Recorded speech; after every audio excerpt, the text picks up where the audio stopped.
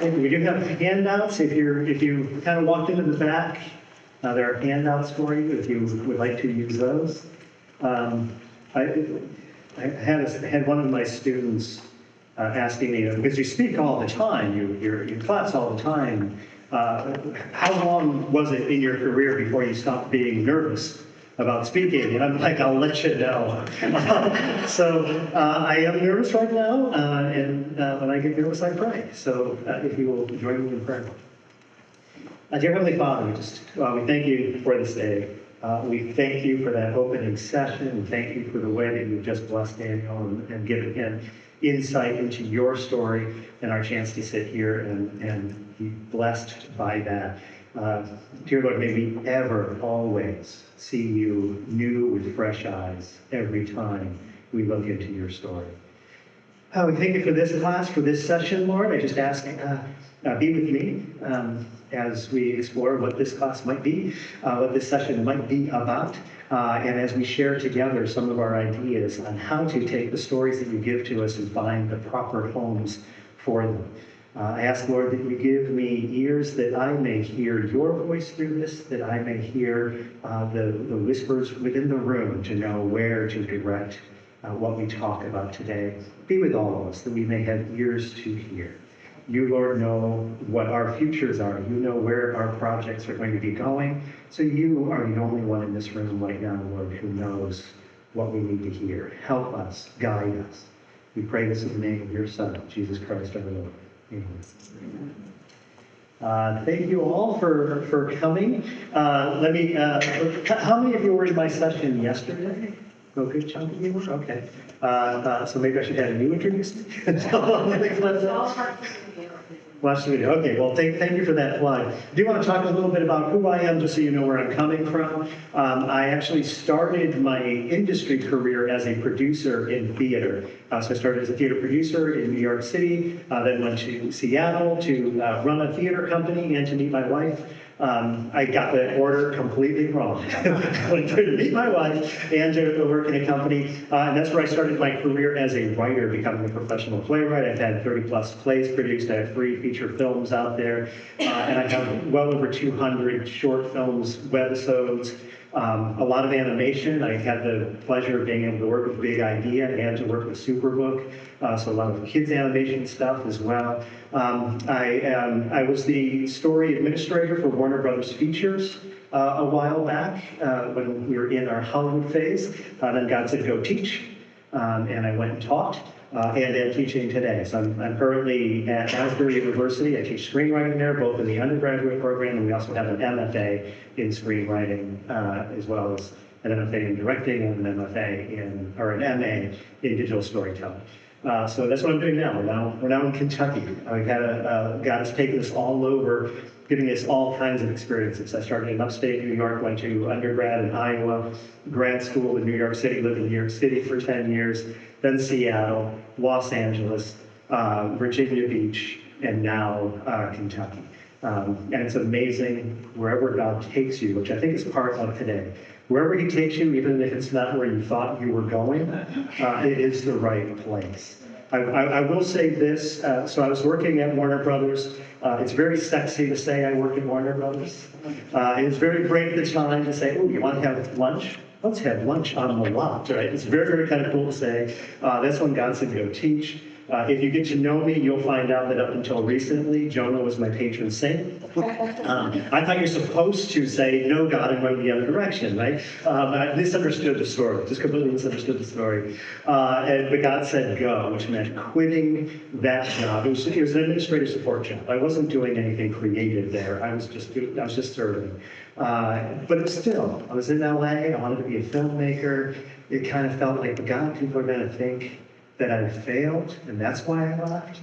And I said, I didn't ask you to think about what other people think. I just asked you. I said, but God, I'm doing well here. I have a job. I have health insurance. I don't know how many of you are out there freelance storytelling. Health insurance. I said all of these things. And I'll tell you the thing that got me to eventually answer the call is I was talking with my friend Bob Lee in a parking lot after church, and I was explaining to him why God was wrong in telling me I needed to leave and go do this other thing. And Bob said, oh, you're comfortable. Okay. And that's all he said. No more reprimand, no more nothing. And I was just like, dang, I'm moving that. So a year after I left, when we're no longer in Hollywood, we're no longer in New York City, we're no longer in the center of the arts, I had a play produced, I was invited to write on a TV series, and I had my first feature film made, all within that year. And God's just like, right? So I say that just to kind of help set us up for some of what we're going to talk about today, which is being open to other ideas than maybe what we thought of. A couple of commercials before we go. This episode is brought to you by, I wrote a book. And my wife surprised me. This is the very, very first proof copy. It's got all the mistakes in it still. But she had it sent to our host home yesterday. So when I got home last night, I got to hold my book for the first time. So this is, it's called Meta Story, What Marvel and Inside Can Teach Us About Great Storytelling. If you saw the session yesterday, that session is pieces of the book, so you can kind of get a fair idea. I've got the proof copy here. If anybody wants to thumb through it, if anybody's thinking, oh, that looks interesting, but I don't know, feel free to come up and thumb through it. You can really get a good sense. We also have some flyers up here. There's a code on it. We don't have the book available yet. Oh, there's a code also up there. If you go to that code and sign up, I will send you, because I personally am doing this, not automated, three selections from the book. You can get kind of a feel for it. The other option to hear another class I have is the Faith and Family Film Association. I do recommend it for all Christian filmmakers. It's just a great way to kind of network and to get additional classes and things. They did have one of my classes up there, the 5-part story, which is me doing a very simple breakdown, very, very easy way to understand the story. And then the other ad that I want to do is for Daniel's book. I met Daniel yesterday. I did not know Daniel, but I saw that he had this book out. It looked kind of interesting. I got it. He said repeatedly this morning, I'm not selling my book here. I'm selling it for him. It is fantastic. That session today, so many pieces of that of wisdom. My copy is so marked up. If I read this book before I wrote mine, he would be quoted in my book. So I do highly recommend, take a look-see at it. There are copies on the book table, flip through it. He did not know that I was going to be, so I'm not getting a percentage. Doesn't mean I won't ask for it later. All right, to get to the meat of what we're doing, we're talking about, I'm calling the Size Matters, exploring.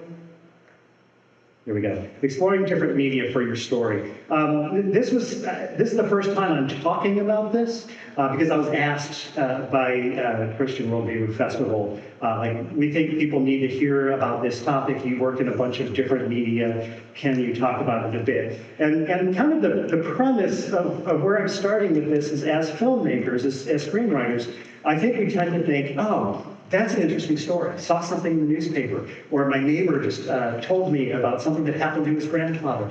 Oh, how do I make a film? How do I turn that into a movie? And I don't think we think, well, what other ways can we tell it? Because this is what we know. This is our area. This is what we've been doing. So we kind of tend to lean ourselves towards, okay, how do I make this into a film? When maybe there's a different form for it that might be better. Maybe it's TV. Maybe it's theater. Right? Maybe it's not meant for the big screen, but it's meant for the small screen.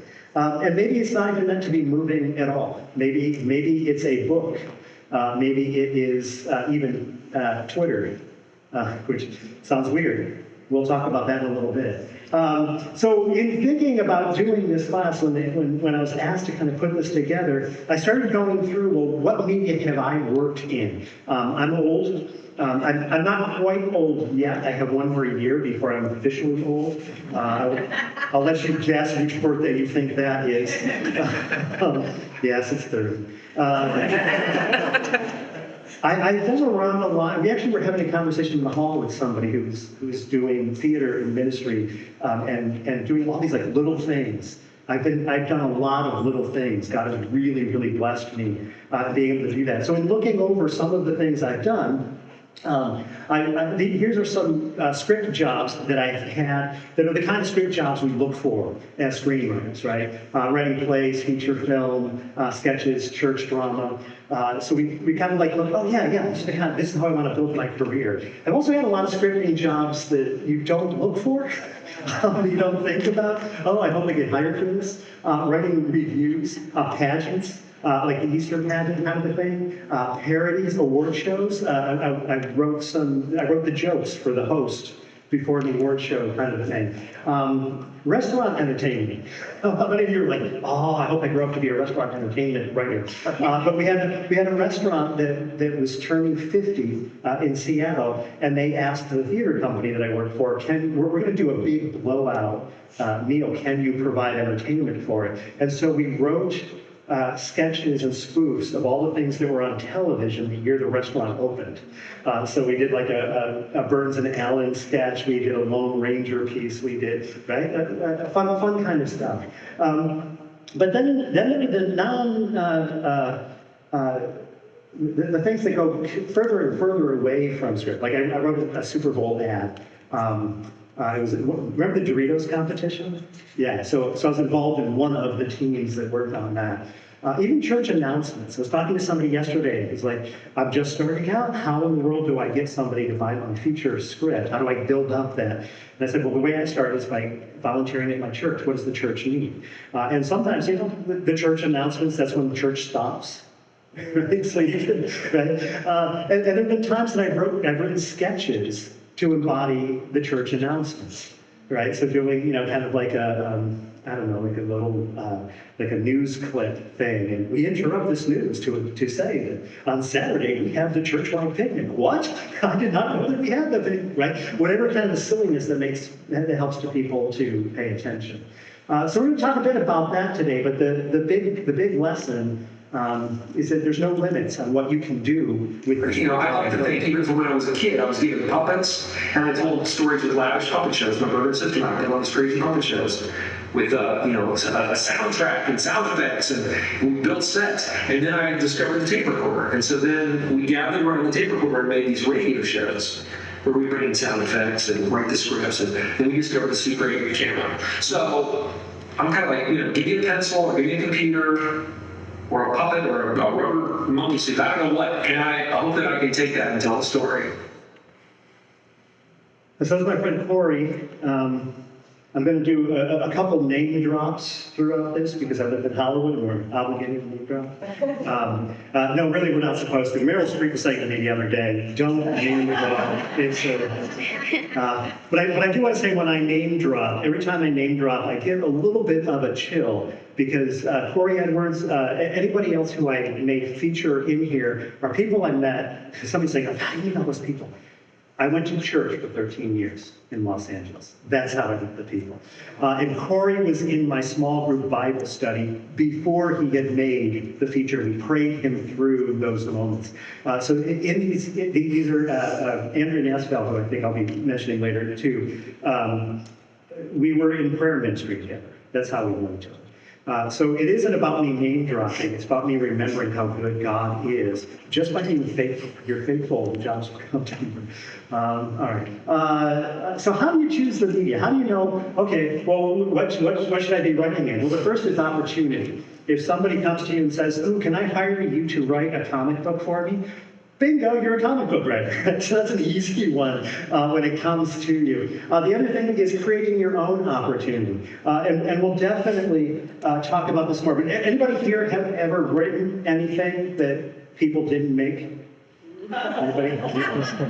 For a second, that was just me. Oh my goodness, you guys need to be up here. Right? So sometimes it's saying, oh, well, I've got this thing, and I've written it this way, it's not getting made this way, maybe there's another way to get it made. Maybe there's a way I can shift the storytelling style. We'll dive into that quite a bit in a little bit. And the other is expanding on your existing work. So you might have something that's been made, that's out there, and you're thinking, oh, it's not done yet. There's still more of this story in me. How do I get this story out? We'll also talk about that. And then what we're really going to start with, the other way to choose is what's best for the story. And this is where I think we kind of hinder ourselves at the start is we say, well, I'm a screenwriter, it's a story, therefore it must be a screenplay. As opposed to going, okay, Lord, thank you for the gift of this story. How do you want me to tell it? What's the best way for it to get out there? So what we're going to do is we're going to look at a bunch of different ways that we can tell story, a bunch of different media that we can tell it in. And I want to look at what are some of the strengths of that media. And when you look at the strengths of the media, that is going to help you potentially determine, oh yeah, this idea fits very well. Also, potentially some of the limitations. We'll start with film, because feature film, because that's where we are, right? This is where we're all at. And I'm going to compare it to literature as a way of understanding and separating out some of the strengths. And I'm totally going to steal from Linda Seeger's book on the art of adaptation, turning fact and fiction into film. Linda is a believer who has had a career out in Hollywood for the past several decades as a script consultant to folks. So we start with what is the language of literature? Well, the language of literature is words. Sounds kind of obvious to say, but if you're reading a book, you're reading a bunch of words. That is the tool that the writer has to work with. And they use those words to build details. Literature has this opportunity to dig down into details. In film, details are given in one moment of visuals, whereas novels, they can take pages upon pages to just kind of dig in. If you're reading Hugo, you might end up with an entire chapter about the sewer system underneath Paris, right? They have time to kind of dig into those details, and they use that in order to build or to create theme. Novels are about ideas. Ideas are supreme in the novel. I'm not saying that that's all that they do, but this is what they're best at. This is what their strength is at digging in. So Gone with the Wind, the novel, is about the loss of the cultural South. All of the characters are going to be there in reference to that theme. So everything is there to kind of serve what is the big idea that the literature is talking about. Film is a little bit different, starting with the language. The language of film is the image, right? So the image, what are the things that we see? It's what we're seeing that we're building the story out of, not words that we're building out of. And that's everything the eye can take in. And actually, image, we expand the idea once we get past kind of 101 to image really is anything that comes in the five senses. Everything that you can see, everything that you can hear, the things that you can smell, the things that you can touch. Which one did I miss? Taste. The things that you can taste. Film does best with the things that you can see and the things that you can hear because they can actually make you see it, actually make you hear it, but they can also evoke the other senses, right? If you ever watched a movie and you get like, there's a spider in the movie and you're, right? That it's evoking it's using an image of touch to get you to feel. So that's everything. Picture, angle, focus, pacing, editing, sets, costumes, actors. That's the language that the filmmaker works with. They use the images to build action. Movies move, right? It doesn't always mean that the characters move, but the camera moves, right? This is one of the things that we often kind of forget about as writers, even directors. We've all watched movies where directors have forgotten to move, right? But you can stay a lot. What are you saying with the camera pulling away? What are you saying with the camera pushing in? It builds into action, and the action creates story. In film, story is king. Film is all about story. There may be a strong theme, right? But the theme is there serving the story. Just like in literature, in a novel, the story is serving the theme. Just kind of a chart to kind of see both of them up to down. So one of the questions that you ask when you're being given this idea is this theme-based idea or is it a story-based idea? Is it an idea that moves or is it an idea of details? So I know a lot of, and we'll get to an example of my own of times that we try to cram a novel into a film, and really the best way to tell it is through a book. So some of the strengths of film, some of the things that you can do with film that really help you. First is that film is visual. You can paint pictures and sight and sound with it. Film is active, it moves, right? Some ideas, they're just meant to move, right? As you're imagining them in motion. Film is larger than life. It can overwhelm the senses, fills the eye and the ear, takes over all the other inputs. Film is meant to be immersive. And we're talking feature film, right, at the theater. It's meant to take over. It's not intended for background. We don't create our films with the intent that it's going to be we're doing something else while it's playing in the background. Film is also communal. You'll tell me if my slides went before, right? Okay. This is my wife down front, so if you want to know everything good about me, get to know her. It's communal. We watch it with a room full of strangers, right? We create a common experience together. We're laughing together. We're screaming together. There's a joint desire for outcome. We're rooting together. We get behind as a group. And as people of the church, we understand this, right? We understand communal theater. We understand that when we get in the room together, it's a completely different experience. Film also gives us dimension. Novel gives us information sequentially. Novel says first this, and then they talk about this, and then they talk about that, right? Somebody comes in the room, and Elvis says, he wore a blue shirt. It had buttons down the front. He had it all the way up to the neck where it almost pinched him. He also was wearing gray pants. The pants went all the way down to his bright white side, right? Piece by piece by piece. Film, he walks in, and boom, we get everything in that dimension, right? Film scenes also do the same thing. A film scene, the plot is going to move forward, it's going to reveal character, it's going to explore theme, it's going to build images, all at the same time, whereas a novel might just do one of those things one at a time. The other thing about film is focus. You sit in the dark, and the director decides what you look at. In theater, the entire stage is seen. And the audience decides whether, do I want to look at the person talking? Do I want to look at the person that they're talking to and see the reaction? Where do I want to look at the guy in the back, the waitress character who's fiddling with her apron, right? We decide where we want to look as theater. In film, you don't get that choice. If there's a big picture of a close-up of a hand on the screen, you're looking at a big picture of the hand, right? So you get to decide exactly where we're looking at. You get to direct exactly what they're looking at. All right. So an example of this is an idea I had. It's called Santa Napped. It's about a kid who kidnaps Santa Claus. I'm very proud of this because it takes place in May, not December, and we never ever go near the North Pole. I often will give myself, when I'm writing an idea, I'll give myself limits. These are the tropes you can't approach. So yeah, that's all I need to say about Santa. No, wait, I brought it up here for a reason. It was a film idea. I was actually working on it. I started developing it with a friend. The characters came first. I had a rough notion of the plot. We were working on the outline. And in the process of developing the story, my wife and I were on a flight, and the narrator started talking to me. I heard the narrator very specifically in my head, so I pulled out my computer and I just started writing the first chapter of a novel. And it came out as a novel, and I had to call my partner and go, okay, we're going to have to write the screenplay later, because it's meant to be a novel. Yeah, there's action in it.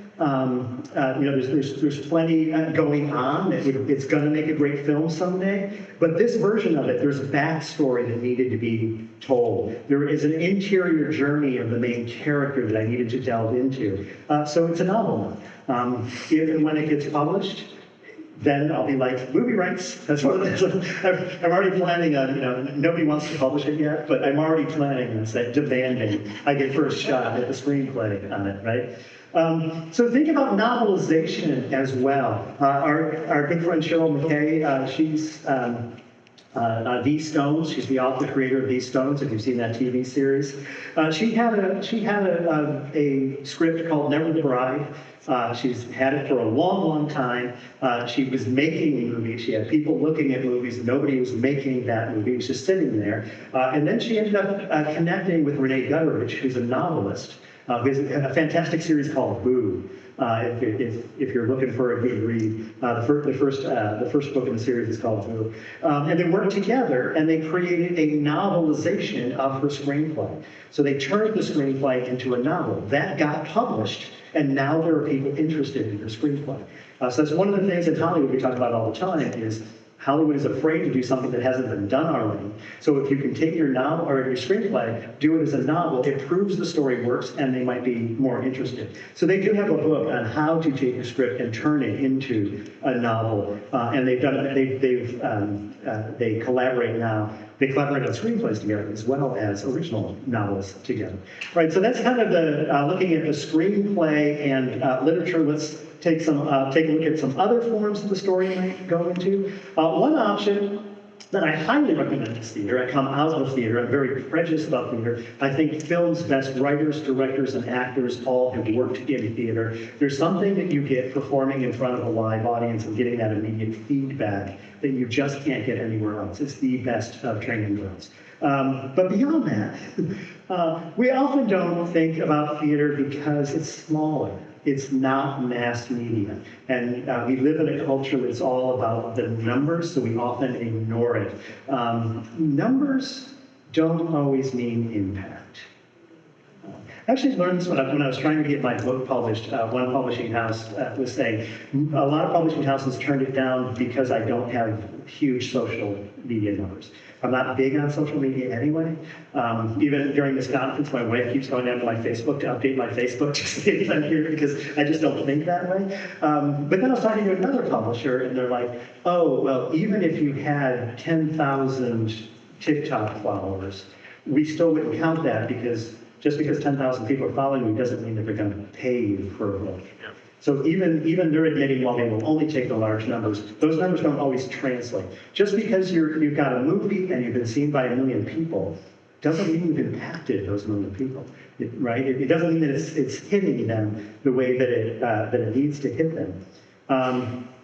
So let's talk about why you might consider theater. Let's start with the language. So this is, again,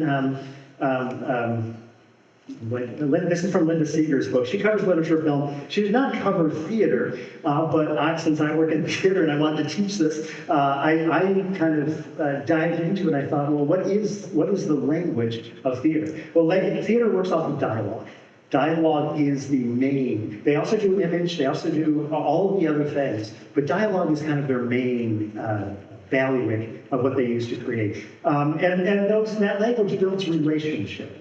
It's the relationship between the characters that is kind of key to what makes theater move forward. And ultimately, it's so they can create an experience, and specifically a human experience. The strength of theater is just that. Theater is about creating an experience, right? Whereas you can get an experience from a movie, you can get an experience from a book, but if you had been there live in an audience with a group, you know what I'm talking about. So some of the strengths of theater, the first is imagination.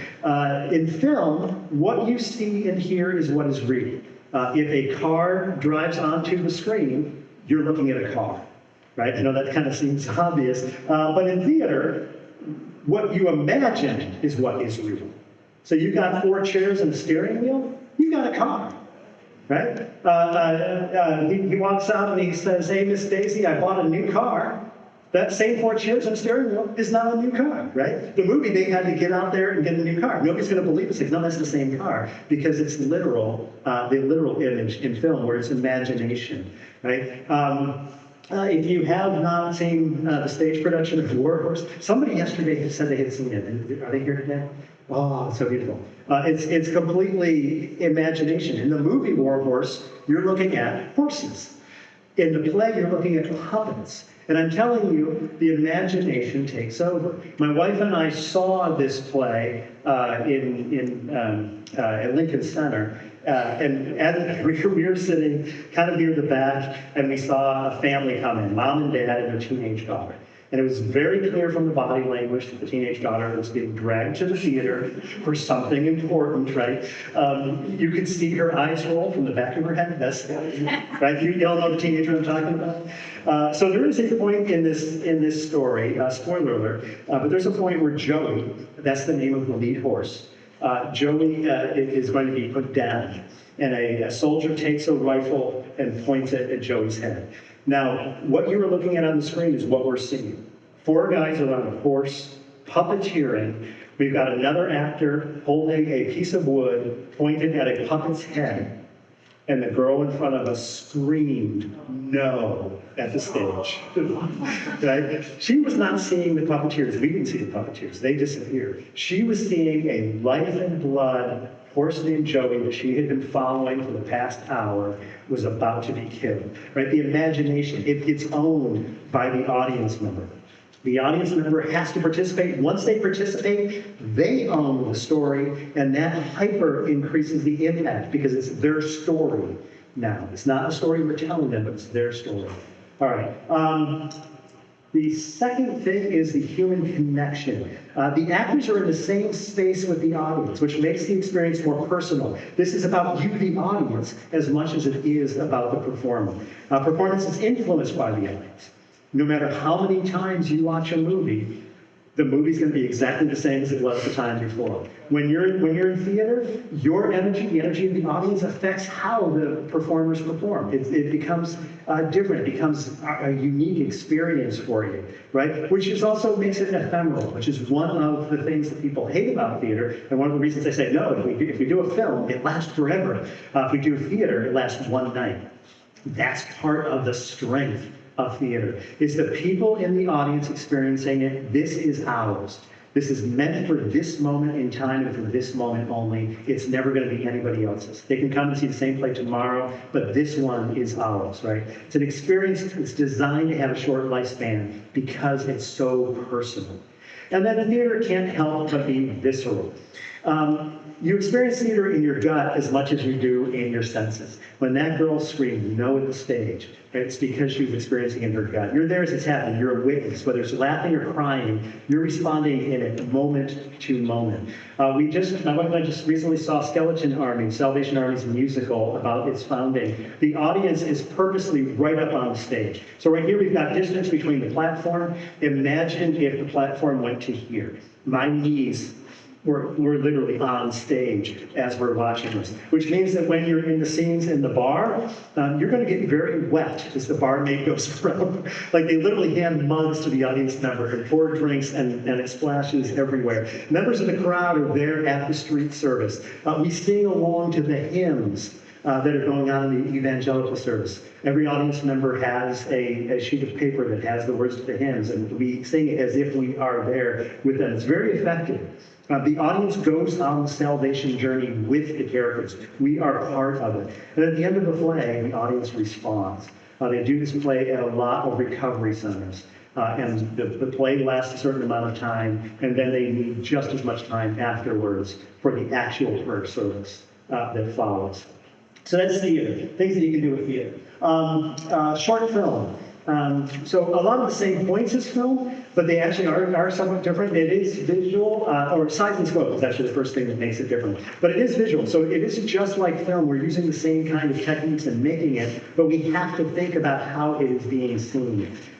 So it's micro in subject matter, right? We drill down. The short film is the moment, whereas in a feature, we string a bunch of moments together. But here we're just going to live in the moment for a little bit.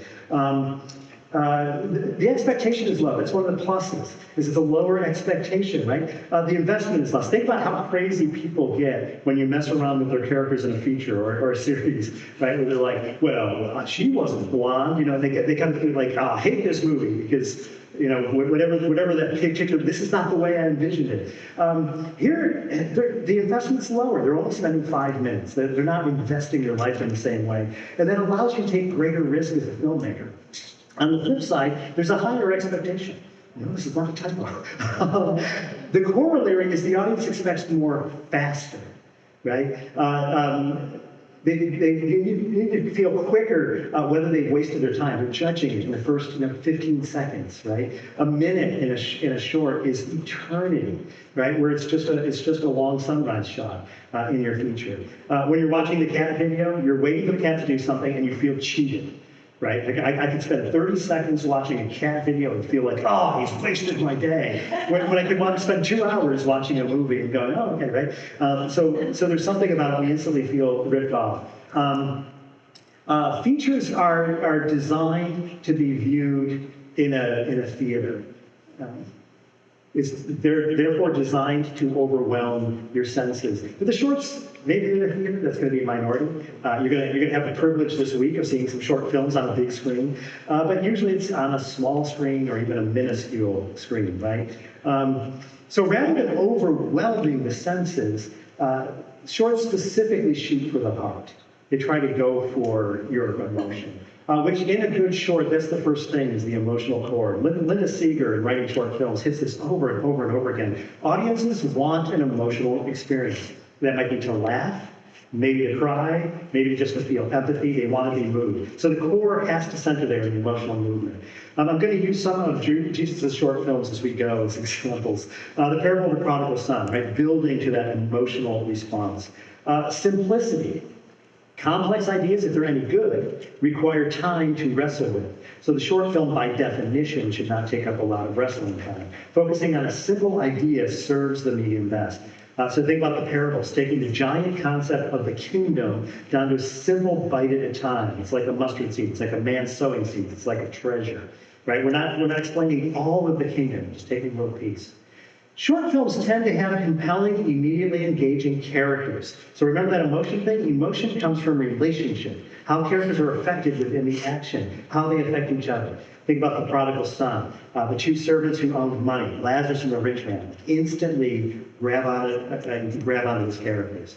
It is film, so it has to be visually interesting. All the aspects of the film aesthetic come into play. Even the Talking Heads documentary needs to be visual. And you start to look for the visuals in the language, right? Think about Jesus' visual language, man sowing seeds, shoots springing up and withering, weeds choking, birds pecking, very visual. And also, it needs to entertain. Critical factor for the short, it must entertain. Like you're entertaining all stories. The first thing that they need to do is to entertain. But in a short, again, you've got 15 seconds. If they're not being entertained, I'm moving on to the next thing. I'm flipping through to the next thing, right?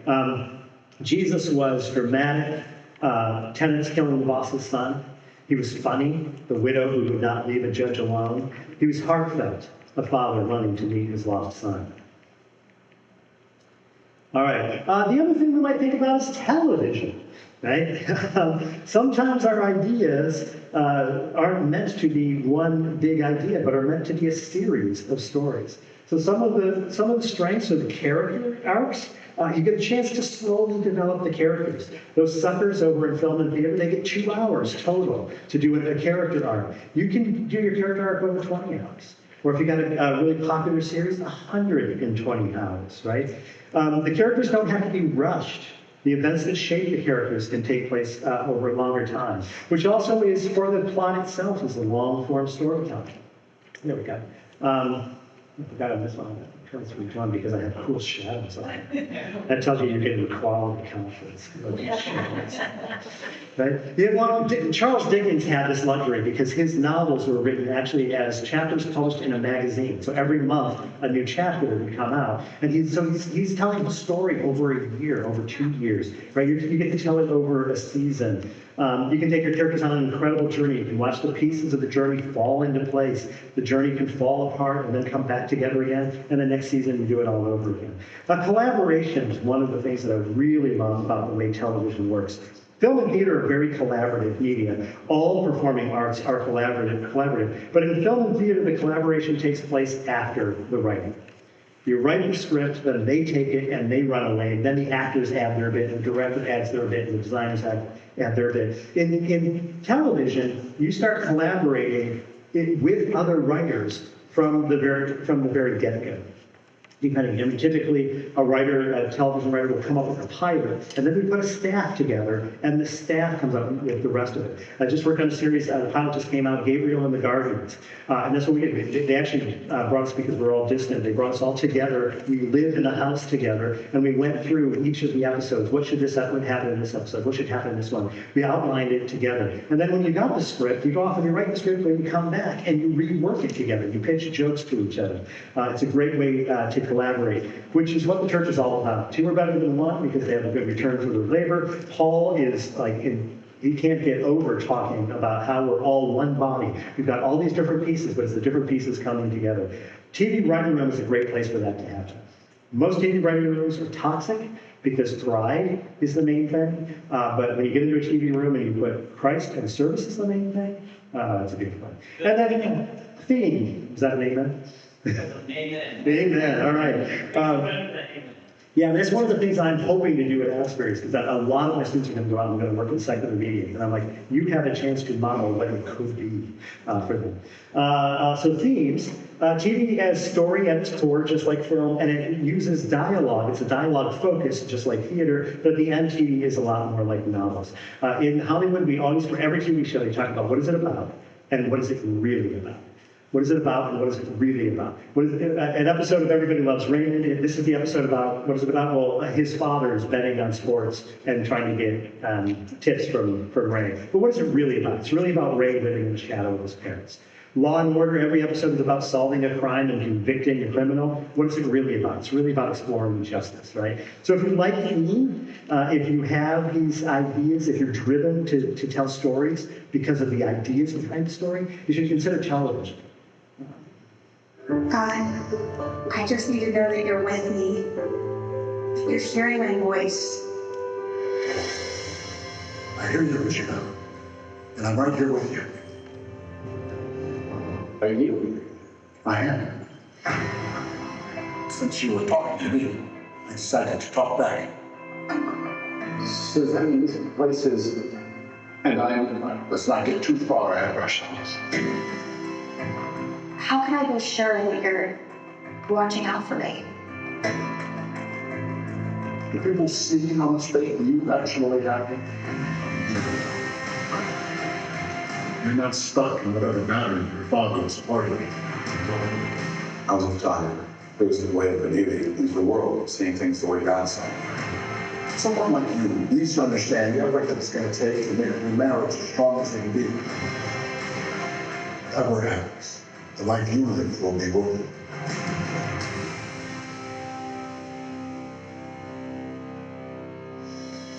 So I did visit the set. I didn't work on this series, but David Jelly, a good friend of mine, did. My wife didn't make it onto the screen, but she has a part in one of the episodes. It's a completely different cast every week except for God. God is the only recurring character. This idea was just too big for film. It's too big to be done in 2 hours. So we explore, every week is exploring a different aspect of how God can intervene and work within our lives. One of them is devoted to somebody who doesn't know God at all. Most of the rest are people who do know God, but they have their doubts, they have their pride, they have all the things that kind of intervene. All right, so television. And then the web. Right? We have the World Wide Web on our phones, so we have a distribution system right there. The thinking here when going to the web isn't, oh, yeah, we could release our feature film on the web. Right? That's not what I'm talking about. I'm talking about, well, maybe we could create stories that are designed for the web and for what the internet can do. Some of the strengths for the internet, is this what I wanted to do? No, it's not. First off is bite-sized ideas. There are some ideas that are overwhelmed by a larger format. The Twilight Zone was originally run as a half-hour episodes, became really popular, so then it was like, oh, popular, we can make it longer. And they forced Rod Serling in season 4 to make 1 hour long episodes. If you remember a classic episode of The Twilight Zone, I guarantee it's not from the 4th season, because it just did not work. The ideas were perfect in a bite size, and trying to expand it just made it feel like you're stretching, right? So you might have those ideas. You have that smaller idea, and it's like, oh yeah, I could do this as a web series maybe. Another thing is artistic control. If you're on the web, you're not spending a lot of money, you're not spending somebody else's money, you don't have a studio looking over your shoulder saying, no, you can't do that, you can't do that, right? You can do what you want to do, you get to say what you want to say. You have space to experiment. Like a short film, there's a lower expectation on the web, right? Which means that you can try something new and see if it works. If it doesn't work, great. Right? You can just try it again in another way, right? You can experiment. And time and money. It can often be cheaper because along with the lower expectations, each media on the internet has a different level of production value. So you don't have the time and money for huge sets, but you can get away without them if you're being creative on the web. An example from my life is I never, doing like a YouTube series or doing like those mini essays, people say, oh, you should do your class and into that. I say, I don't have the time or the skill set necessarily to make these elegant image-packed video essays, so I don't. Once I freed myself from the idea that it has to be polished, so I do have a series, these are little short 3-minute comments. I watch a movie while I'm exercising, and if I see something that's a great writing example, I hit pause, I jump off the bike, step in front of the camera and say, hey, I'm watching this. And I'm admitting I'm in sweating, I've been working out, I'm not adjusting the lighting, this is not meant to be that, it's just this thing, right? Another thing, my wife is checking her watch. Okay. CBN has a series called the Superbook, which is about 2 kids and a robot that go back in time and relive by book. Okay, you know. Yeah. So during a time I was working for CBN, and we had a downtime going on, and so Karen Thompson, my producer, and I created a web series, a YouTube series, based around that, which is live action. It's just two kids, typically two kids, talking about something Superbook related or Bible related or Christian life related. The cool thing is it could be whatever we wanted. We did 2 episodes every week, but it was really low budget. Every episode was made on pennies to the dollar based on what it took for them to make the animated episodes. It was very fast to make. So we could keep a schedule of 2 episodes a week. And so with this, pretty much we had very little oversight because we weren't spending all of their money, and we were able to do whatever we wanted. We did a couple of years worth of episodes, and if there was a topic that was near and dear to my heart, I wanted to talk about, somebody, their kid could not understand death. We're like, okay, well, let's do a serious episode. A lot of our episodes are joking and funny, but that one was, we had one of our characters, one of our team members, was sitting on a couch surrounded by friends, and the camera came on, and 2 of the other characters said, sorry, we're not going to do an episode today. Jimmy's dog died. And we're going to spend our time comforting him. Oh, hey, you may have been in a similar situation where you know somebody who's had a relative pass away or has lost a pet. Here's our advice on how you can come alongside your friend, right?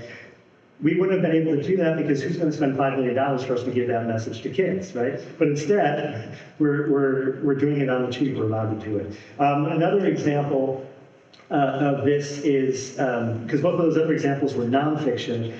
This is Wonder Lore, which came out of In Touch Ministries, that's Charles Stanley's company, and they created like a Sesame Street show for kids, and my students got to work on that. I am running out of time. So I was going to run this video of Corey, but I'm just going to summarize it instead in an interview. He's a screenwriter and director in Hollywood, and he's had a period of time where nothing was happening, and he was like, well, why am I waiting for somebody to come and hire me? So he created a Twitter series on his phone that was just, in Twitter, 144 characters and 1 image. He drew this character of Roger Cosmonkey, and he told the story of this monkey who was sent off into space early in the space school, but when we're doing the missions, when we didn't care if they came back or not. And Roger Cosmonkey goes through an asteroid of radiation and learns to speak, and then becomes like a cosmic intergalactic star. Then he returns to Earth with a whole menagerie of talking animals. And so he did these little just 144 characters at a time in a picture. Released 2 episodes a day. He did Twitter shows. He created a Twitter show. Entertainment Magazine actually did an article, a news thing on it, because they're like, oh, you can tell a story in this. And then he went on and he did another series for Schmosh.com. He's like, why am I waiting? And so he literally says, this is my distribution system. This is my studio. Anybody have one of these? Anybody? If you thought like the cameras I was going to throw one to you if you didn't. Right? So why wait? Why wait? Create something that can fit on them. All right, let's talk to you about how to generate some of these ideas for this non-traditional storytelling. And we already talked about some of it. Some of it is the creative itch, right? You're like, I want to create something, and nothing is happening. Well, can you create something with the resources you have, rather than waiting for a studio to come along and do your big project? Another thing we also talked about is spin-offs. All right, so do you already have something, and do you want to create something to go along with it? So Superbook had its cartoons of these 2 kids and a robot. The robot was very popular. They created a preschool series with that robot, right? So they took an element from the property they already had. So you might have a film, maybe there's a character from the film that can do a spin-off to it, right? Superbook was actually great. So I worked with CBN on Superbook all along. So they have the cartoon, but then they also have the show that I created, that I talked about. They have dance videos. They have academies. They have an entire Sunday school curriculum that's built on the episodes of these 2 kids and their robot that go back in time. Bible background, I got to work on these, which are really cool. It's archaeology documentaries, archaeology history, real people in a real place at a real time. They also created signposts, which I also got to write these. How does every episode point to Jesus? How does Shadrach, Meshach, and Abednego point to Jesus? How does the story of Ruth point to Jesus? We also did devotionals. They did trading cards. I mean, you name it, right? You can come up with anything. So you've got your film. What are the other things that you can do? If you go out on the table here, you'll see some of the ancillary. But can I spin my story? Can I keep telling my story? Other ways of figuring out, well, how do I find these things is by partnering. Find a ministry or a church or an organization and see how can I help you. My friend Dan Harris wanted to support a local community organization with a narrative, so we created this film about this kid who finds these glasses and sees the world differently. I made this slide before Dan Harris contacted me and said, oh, you're going to be at the Christian Worldview Festival?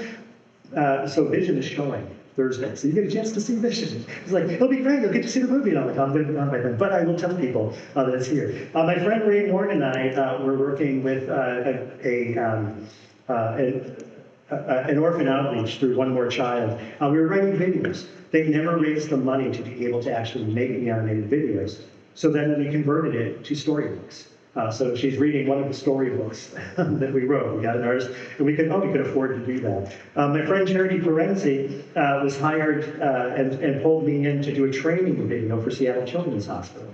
The doctors were not paying attention to the training videos, so we created a sitcom. And the sitcom went through the training. First with the doctors not doing it right, and then learning, oh, I should have done that one, coming back and doing it right.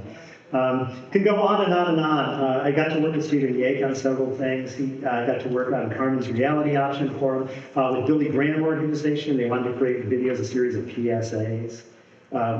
So the idea here is to think outside the box. I'm gonna wrap this up so we have time for our questions. I was gonna play Cheryl McKay talking. She's the one who created these stones. But she got started by doing an audio drama. So it's just taking Bible stories and doing audio drama. Just taught a podcasting class for narrative podcast. It's like, oh, I've got this story idea, but I just don't have the money to make a feature film. Well, record it. You don't have to have the film. The editing is a lot easier. It's about a third or a quarter of the cost, even doing a professional level like Adventures in Odyssey. And so for a lot of you, I think your feature ideas probably could very well be told as audio. So. So what is the best place for your story? That's where I always start, because I've worked in so many things. I've learned that instead of saying, oh, God, you gave me an idea, great, I'm going to write it in the form I want, to go, well, what works best? Where does it live best? Because maybe God is asking you to stretch yourself and write a comic book, even though you've never written one before, because he's giving you a comic book idea. Is your script not moving? Well, maybe you can do something else with it. Maybe it's time to think about turning it into a novel, turning it into an audio drama. Can you spin off the story or characters? Can your story be repackaged? And you don't need to go far. And I started with this, and I'll end this. You can do this for your church, right? If you're like, oh, I want to become a writer, but nobody's producing my stuff, go to your church and say, where do you need help? Where do you need stories told? Where do you want a commercial for the church, right? Do you want us to? Is there a story in your church that you can make into a documentary? Announcements like, how can you serve? The best way to network, I teach my students this. If you want to know how to network, I can't teach you how to be at a party and meet the cool people and get the cool people to hire you. I can teach you how to serve, right? Serve. If you serve, that's networking. Okay. Questions or thoughts from you? You guys have, or has this inspired anything? Does anybody have a story that they have of, oh, here's what I did? They kind of surprised me. I ended up going in a different media. Yes. My kids are teenagers and they're still making. It has to be Just a comment. for the people. So at church, we serve at church, and every year they do Operation Christmas Child. Oh, yeah. So there's always confusion as to how do you fill the box. So they decided this last year to do a short little, a few months before the announcement, showing how you fill out the box, and it turned out really nice. So that just gave me the idea that Yeah. you can creatively do something that was helpful, but then they had a blast too. Yeah. You get a little bit of creativity in there. The kids get involved in storytelling. Yeah. Anybody go to a church that has VBS? Anybody at the church try to get kids to go to VBS or get church members to volunteer? So the church that we're at, every year they have a sketch that typically interrupts the service instead of just a announcement, somebody standing up saying, VBS is coming up, we need volunteers.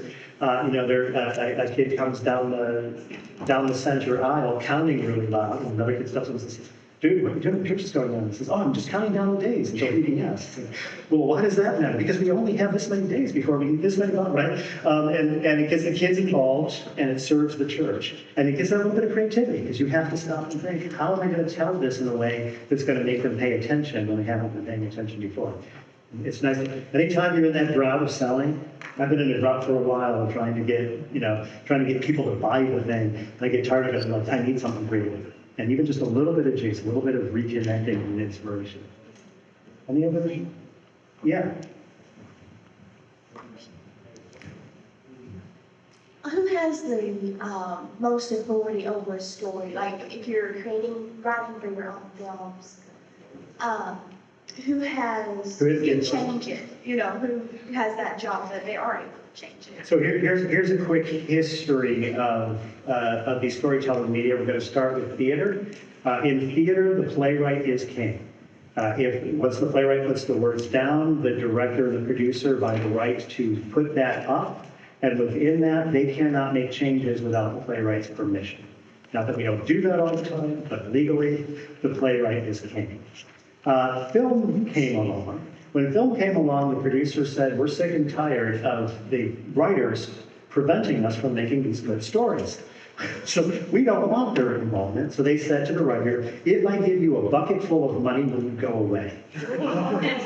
And the writer said, oh yeah. Give you an example. One year I wrote a full-length play, a 2-hour-long play. I got paid $500 for it. I also wrote a VeggieTales episode, and I got paid $6,000 for 22 minutes. Right? So you get a bucket full of money in film, but you go away. They own it. They can make any change that they want. You have no say whatsoever. They can completely change. One of the reasons that it took so long for an American film company to make The Lion, the Witch, and the Wardrobe is because there were companies trying to buy it all the time, and they made it very clear, oh yeah, we're going to cut the line. The line doesn't make sense. We're going to cut the line, right? So they wouldn't give them the rights, but if they sold the rights, they could do that. So then television came along. And the writer said, we're sick and tired of directors preventing our stories from being good stories. So we want to have a say. So in television, the writers became the producers. So that when you see the producer list in front of the show, co-producer, all of that, typically those are all the people in the writer's room. And they said, we will work harder to help produce it so that we can protect it and kind of keep it. So it all depends. It depends on what you sign off. It depends on what you give away. Young writers get used to somebody taking your story and running with it. Sometimes that's a good thing. Sometimes it's not a good thing. You can all imagine a not good thing. My breakout was King George and the Duck. Anybody?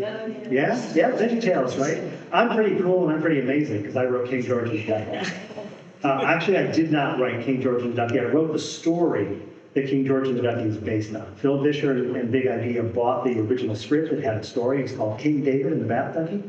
And Phil Vischer 100% rewrote. And because of him, I have a career. I actually used to use my initial script as for students proving they need to rewrite it because it was not very good. It's the very first video script I ever wrote. It was not very good. But because he rewrote it made it better. Often we think as a writer, you've got the vision. But it's collaborating. It's allowing directors. My movie, Unlawfully Yours, the lead actress, understands that character better than I do. And she's the first one to come along to really understand it. But I was so happy on set to watch her fly with the character, right? So being able to let go of it and let others is often the thing that it can be really good as you write it. It can be great if you allow others to work it. Amen. All right, I think we are at time. Thank you all very much. If you have any additional questions, feel free to come up and talk to me. If you have any interest in Asbury, since they gave you time off to come here, I have to plug them. There is a table out there and you can go get more information if you have somebody in high school looking for a college or anybody who's looking to get their MFA, go on. My wife is pointing out that there's flyers for MetaStory over there, as well as I've got the book if anybody wants to flip through it. And thank you all very, very much. We'll see you next time.